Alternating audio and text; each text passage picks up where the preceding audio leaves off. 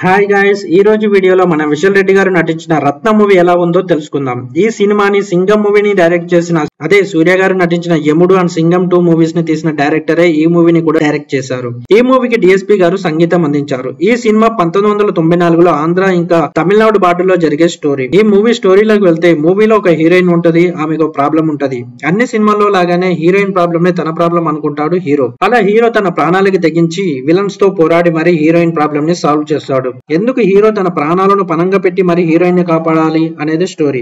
అయితే మన హీరో అతని దృష్టిలో హీరోయిన్ ని చనిపోయిన వాళ్ళ అమ్మగా భావించి హెల్ప్ చేస్తాడు. కానీ హీరోయిన్ అతన్ని లవ్ చేస్తుంది. హీరో మాత్రం హీరోయిన్ ని తన తల్లిలాగానే భావిస్తాడు. ఇక్కడే మన డైరెక్టర్ పప్పులో కాలేశాడు. ఇదొక తప్పైన రిలేషన్షిప్ లో సాగుతుంది. అసలు ఎలా ఆలోచించాడో మన డైరెక్టర్. దీంట్లో మళ్ళీ సెంటిమెంట్ కూడాను.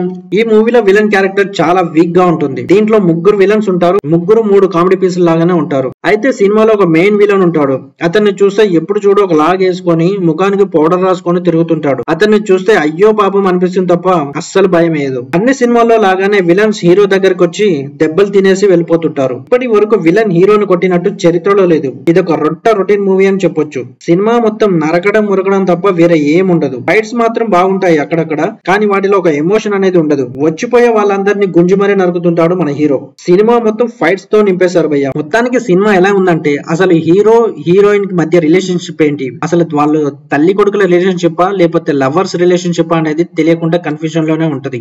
ఇది ఒక వావి వరుసలను కలుషితం చేసే యాంటీ సెంటిమెంటల్ మూవీ అని చెప్పొచ్చు. రిస్క్ తీసుకొని మీరు చూడొచ్చు.